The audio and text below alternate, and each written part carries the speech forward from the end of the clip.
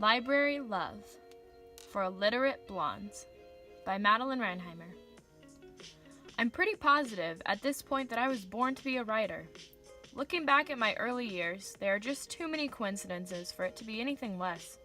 I went through many packs of crayons. I had a tendency for intensity, and crayons are fragile, illustrating my stories of mermaids and princesses. I flipped through books, memorizing the picture so my mom thought I could read. And most important of all, even as a child, I had my own library. I was raised around books. My mother read to me every night before bed, as if she thought it would help me relax and grow tired. She probably read this in a book, one that didn't account for creative writer babies. Her stories had the opposite effect on me, as you can imagine, and I would stare at her with wide eyes in alarm as she shut the book. One more, I would beg, sweetly even, if I may add. Her refusals caused my pleas to become less sweet, and I became a monster. Maybe this was the turning point of my growing into a writer, because I still do this when I have to edit my work.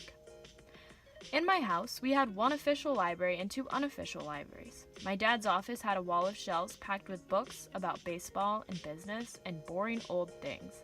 The sunroom had 4 shelves of our children's books, ranging from Nancy Drew to Dr. Seuss. The majority of these books belong to yours truly. Don't let my brothers tell you otherwise. And lastly, the official library was remodeled into my bedroom. Originally used as my mom's office, the entire floor of the house was dedicated to work. A row of floor-to-ceiling bookcases covered the walls and were full of my parents' assortments.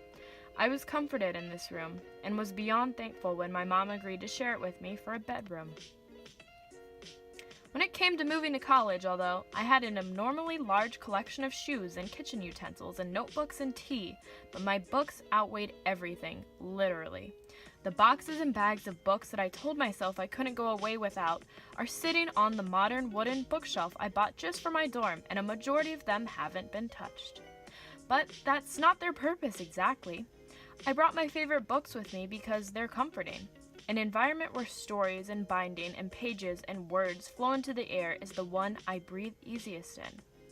Any library is a sanctuary for me, and my campus and city are blessed with incredibly breathtaking architecture and an even larger collection of books than I could ever imagine.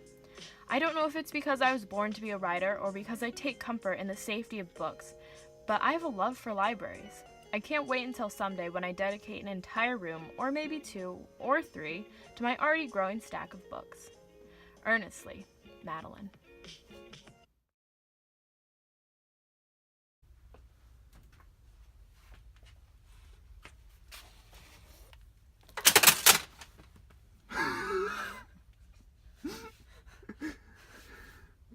That has got to be in the video.